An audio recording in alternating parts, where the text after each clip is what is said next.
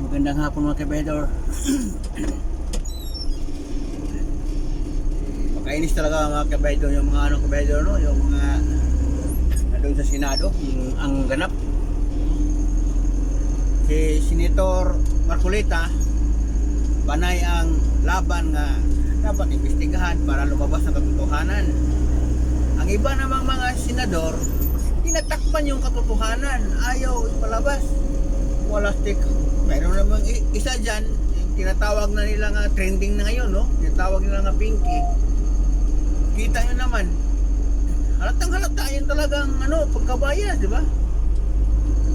Kaya ngayon, nag-trending siya. Tinawag na siya ng Pinky. Paano ba kasi? Pag siya nag-imbestiga tapos iwan ko, napaka talaga, siguro nabayaran siguro, ganun.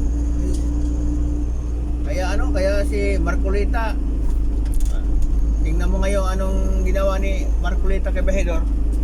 Diba, sinupalpal si Pinky, no? Talagang nakakahiya. Ang magaling na investigator pa naman yun si Pinky. So, bakit nagkaganyan? Dahil sa mayroon or pag ma-imbestigahan yung mga Marines, maano siya? Madadamay? Kaya pinipigilan nila. Kasi marami kasing involved ngayon mga kabedor, mga congressman, senador. Maraming involved sa nakawan ng pera ngayon.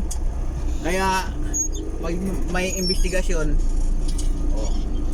magtakipan na. Kaya nahihirapan yung mga matitino, kaya ni Marcolita, nahihirapan kasi pakapalan ng mukha eh. Kahit sinupalpal na ni Marcolita, nagpakapalan pa rin. Ang gusto lang ni Senator Marcolita nga ipatawag yun para maimbestigahan, no? Ayaw talaga nila. Talaga itong mga senador ayaw nila lumabas ang katotohanan dahil alam nila pag lumabas ang katotohanan madadamay sila kasi isa rin sila sa siguro no? Ewan ko kung matawag siguro baka totoo ang sinasabi ng mga Marines, no?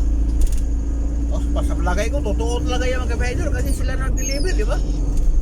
Kaya siguro hindi nila inimbestigahan dahil alam nila nga damay sila. Kaya gagawin nila ang lahat-lahat na hindi makatakbo si BP Sara kasi pag makatakbo yan, pag manalo, siyempre tuloy-tuloy yung investigasyon. Ang dami nila doon sama-sama sa kulungan, di ba? Kaya gagawin ang lahat, pipigilan ang lahat para lang hindi lumabas ang katotohanan.